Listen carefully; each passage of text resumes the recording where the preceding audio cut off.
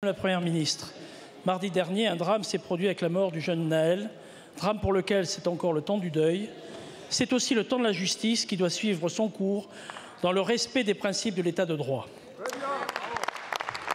Depuis, des quartiers entiers, dans nos métropoles comme dans nos territoires, se sont enflammés.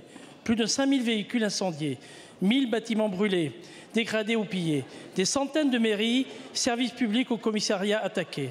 Ces exactions doivent être condamnées à toute force parce qu'elles détruisent des biens communs, elles détruisent des familles entières et désespèrent de nombreux acteurs qui sont tous les jours sur le terrain.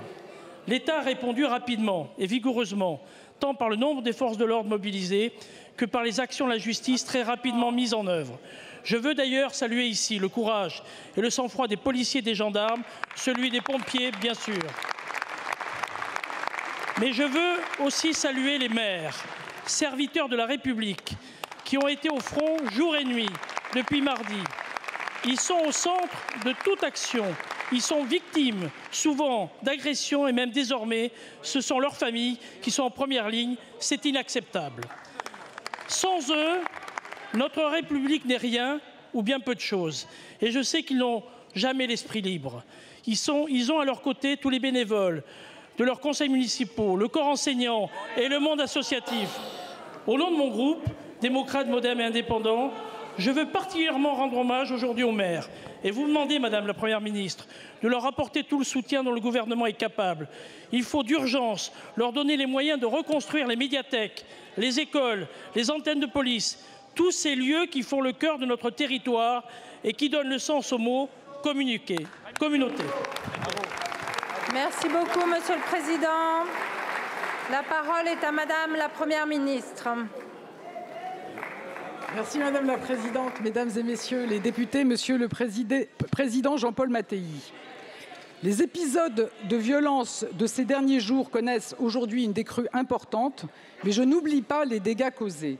Ce sont des mairies, des écoles, des commissariats, des brigades de gendarmerie, des postes de police municipale et des bâtiments publics vandalisés et parfois incendiés.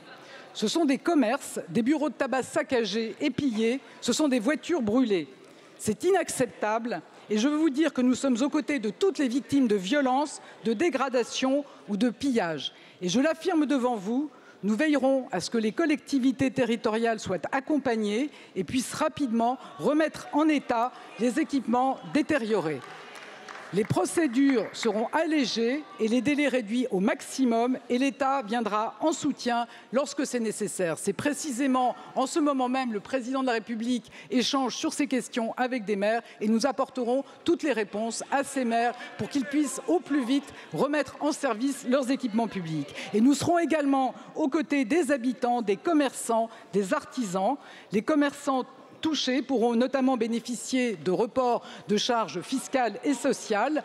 Les plus touchés pourront même bénéficier d'une annulation de ces charges. Et bien sûr, nous demandons la mobilisation des assureurs, dont c'est d'abord la responsabilité. Le ministre de l'économie, Bruno Le Maire, les a rencontrés samedi dernier et hier encore. Les assureurs se mobilisent, ils se sont engagés à tout faire pour faciliter la vie des victimes de violences, en prolongeant les délais de déclaration de sinistres, en accélérant leur indemnisation et en réduisant les franchises au cas par cas. Vous voyez, Monsieur le Président Mattei, nous voulons reconstruire vite et nous serons aux côtés des élus, des commerçants, des artisans et de toutes les victimes de violences. Je vous remercie. Merci beaucoup, Madame la Première ministre.